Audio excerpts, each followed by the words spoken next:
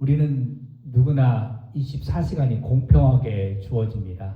어린아이라고 해서 또 어른이라고 해서 더 많이 갖거나 덜 갖거나 그러지 않고 24시간은 누구나 주어지고 그 시간 안에서 우리가 삽니다.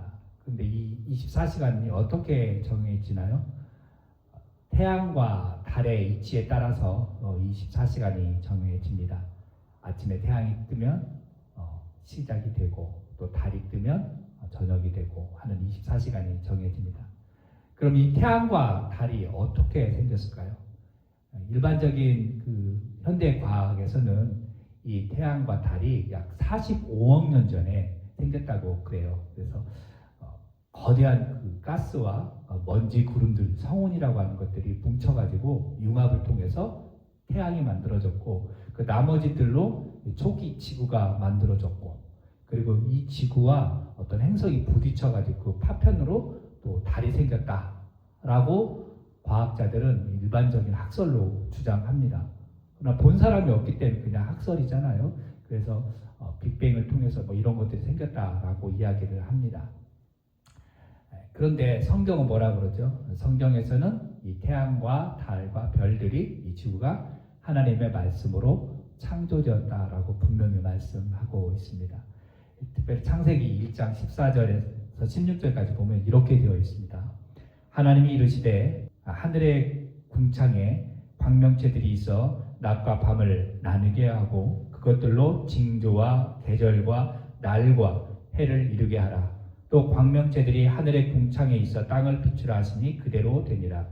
하나님이 두 큰 광명체를 만드사 큰 광명체로 낮을 주관하게 하시고 작은 광명체로 밤을 주관하게 하시며 또 별들을 만드시고. 성경에서는 분명히 하나님께서 큰 광명체를 만드셔서 낮과 밤을 주관하게 하셨다, 별들을 만드셨다라고 했습니다. 그래서 이 태양과 달을 통해서 오늘 성경에 보니까 징조와 계절과 날과 해를 이루게 하셨다라고 말씀하고 있어요.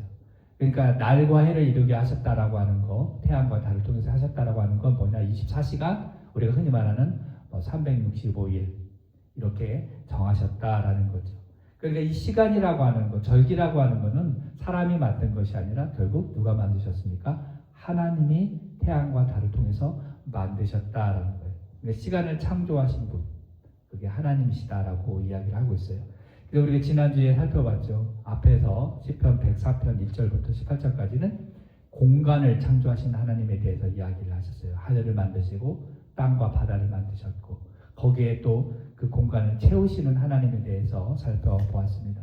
오늘은 이제 공간이 아니라 시간을 창조하신 분을 보여주면서 그것을 시작하고 있는데, 이 시간을 창조하신 하나님이 어떻게 만드셨고 또 무슨 일을 하셨고 우리는 어떻게 해야 되는가라고 하는 것을 설명해 주고 있는데, 이것을 한번 살펴보도록 하겠습니다.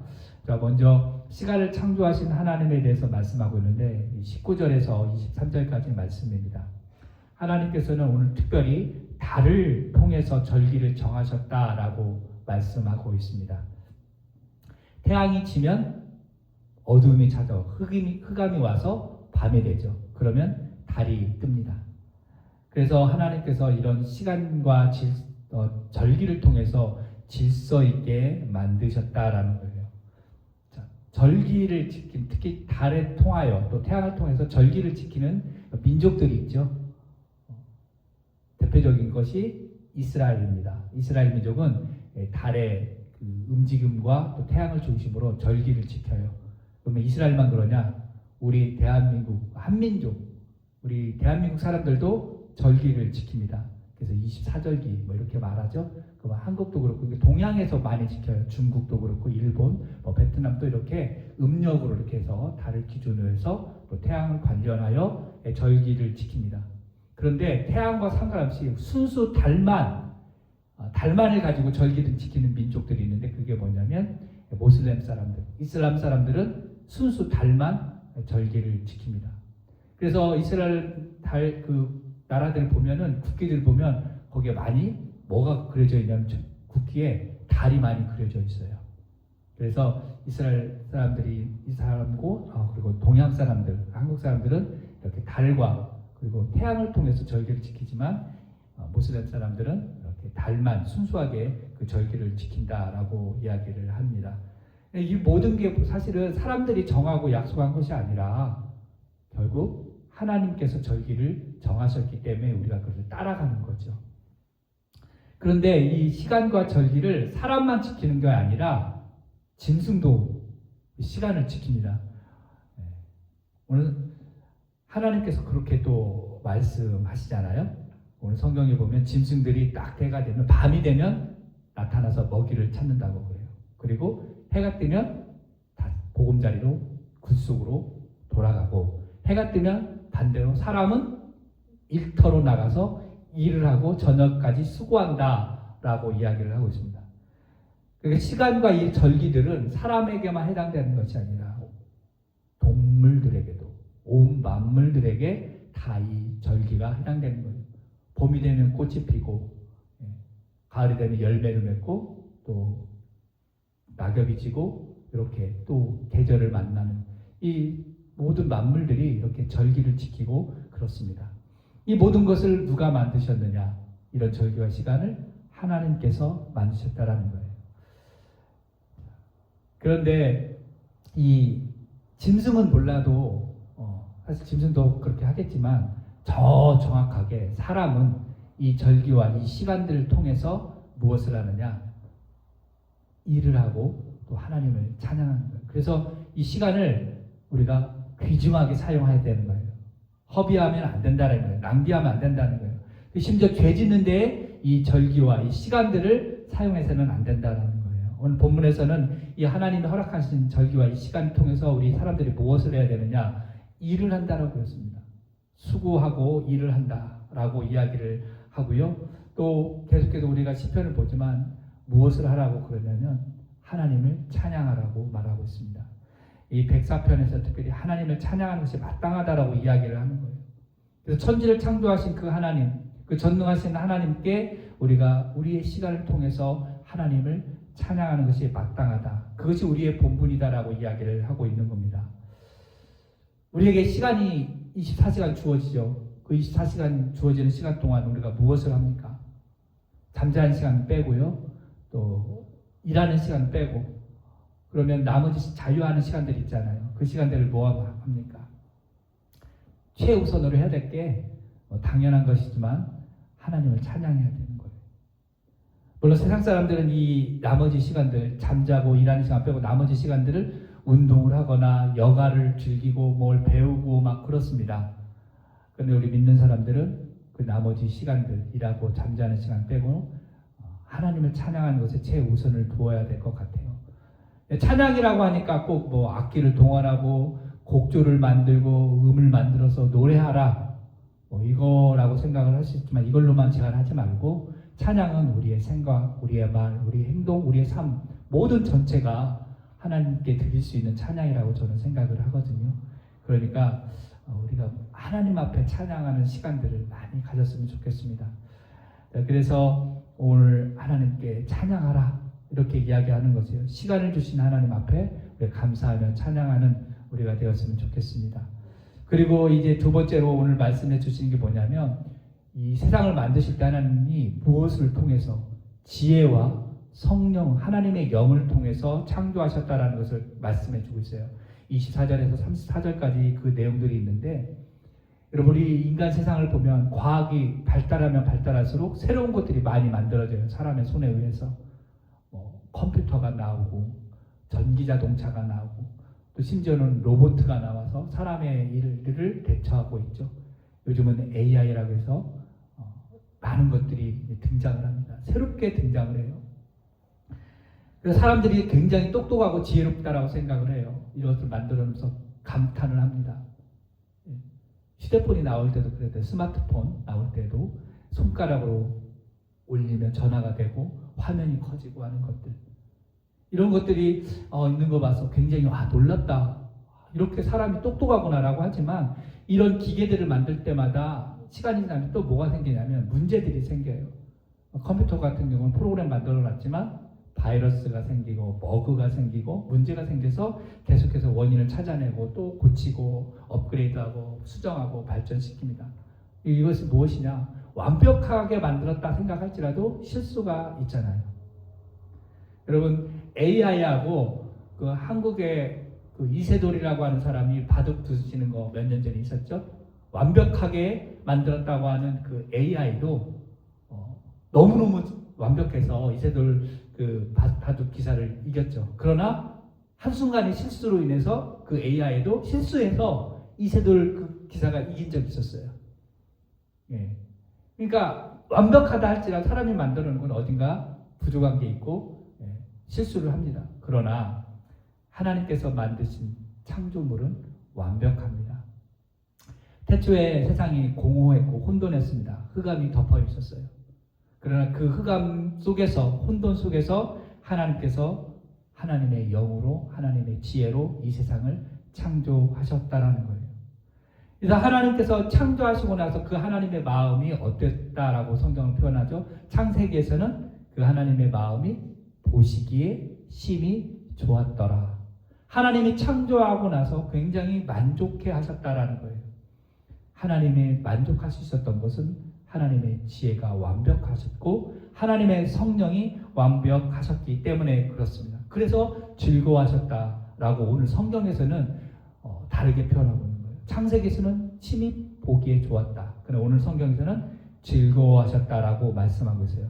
오늘 본문 30절, 31절을 다시 한번 보시면 이렇게 되어 있죠. 주의 영을 보내어 그들을 창조하사 지면을 새롭게 하시나이다. 여호와의 영광이 영원히 계속할지며 여호와는 자신께서 행하시는 일들로 말미암아 즐거워하시리로다.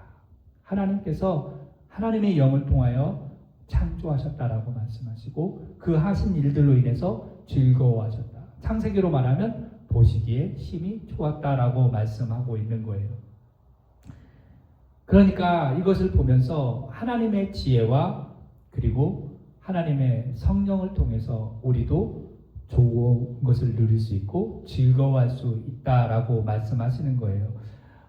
하나님의 지혜로 창조하셨다라고 하는 것도 오늘 본문에 보면 24절에 이렇게 나와 있잖아요. 여호와여 주께서 하신 일이 어찌 그리 많으신지요. 주께서 지혜로 그들을 다 지으셨다. 그러니까 지혜와 하나님의 영으로 이 세상을 만드셔서 우리도 그 하나님의 지혜와 하나님의 영을 받아 누릴 수가 있다라는 겁니다. 그러면 우리도 그렇게 즐거워할 수 있고 기뻐할 수가 있는 거예요. 그래서 하나님의 영이 우리에게, 하나님의 지혜가 우리에게 영이 임하면 즐겁고 기쁜데 세상의 영과 세상의 지혜가 우리에게 들어오면 좋을 것 같아도 그렇지 않다라는 거예요. 세상의 지혜와 세상의 영이 들어오면 우리가 즐거울 수도 있겠지만 불행한 것들이 너무 많고 그리고 악해질 수도 있다라는 거죠. 그래서 불행하게 돼요. 세상의 지혜와 세상의 그 능력이, 세상의 영이 임하면 이 땅에 전쟁이 일어나면 안 되죠. 그런데 세상의 지혜가 너무너무 뛰어나다 보니까 자기의 욕심들을 찾다 보니 전쟁이 일어나고 분쟁이 일어납니다. 그래서 사람들이 불행해져요. 그러나 하나님의 지혜와 하나님의 영이 임하면 이 땅이 평화롭고 행복하고 사람들이 즐거움을 누릴 수가 있는 거예요. 그런데 우리가 먼저 그리스도인으로서 거듭난 하나님의 자녀로서 그렇기 때문에 하나님의 지혜를 구해야 되고 하나님의 성령을 구해야 되는 거예요. 그래서 그 지혜와 성령으로 우리의 삶이 좋고 또 즐겁고 감사하고 기쁘게 될 수 있다는 거예요. 이 아침에 우리가 기도할 때 하나님 우리에게 하나님의 지혜를 주시고 또 하나님의 성령을 우리에게 허락하여 달라고 이렇게 기도하시기를 바랍니다. 그리고 이제 33절에서 35절 말씀은 결국엔 뭐냐? 할렐루야입니다. 여호와를 찬양하는 것. 영원하신 하나님을 찬양하는 겁니다.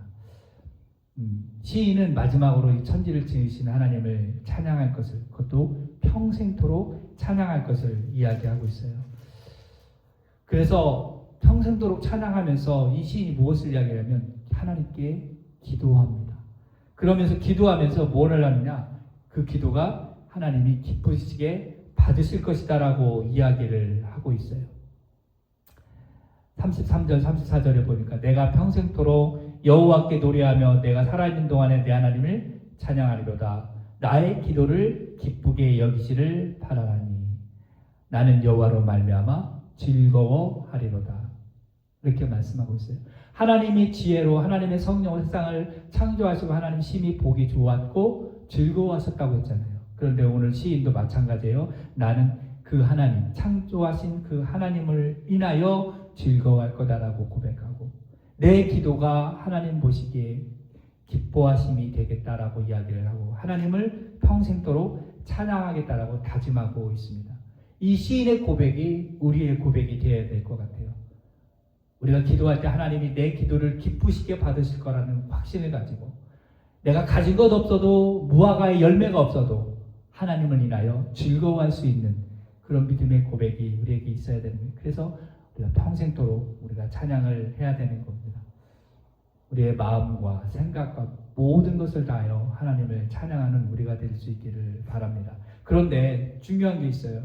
이렇게 천지를 창조하신 하나님 찬양하겠습니다, 즐거워하겠습니다 라고 하면서 갑자기 죄인과 악인에 대해서 이야기를 합니다. 마지막 절 보시면 죄인들을 땅에서 소멸하시며 악인들을 다시 잊지 못하게 하시리로다. 실컷 하나님을 찬양해요. 하나님의 지혜로 성령으로 창조하신 것을 찬양해요. 그런데 갑자기 죄인과 악인에 대해서 이야기를 한다는 거죠. 왜 그랬을까요? 그냥 찬양합니다라고 끝나면 좋은데 악인과 죄인을 이렇게 소멸하시고 다시는 잊지 않게 해달라고 이렇게 기도를 하고 왜 그랬을까요? 이것은 뭐냐면 하나님의 지혜와 하나님의 성령으로 이 세상이 완벽하게 창조되었고 하나님 보시기에 심히 좋았고 즐거워했는데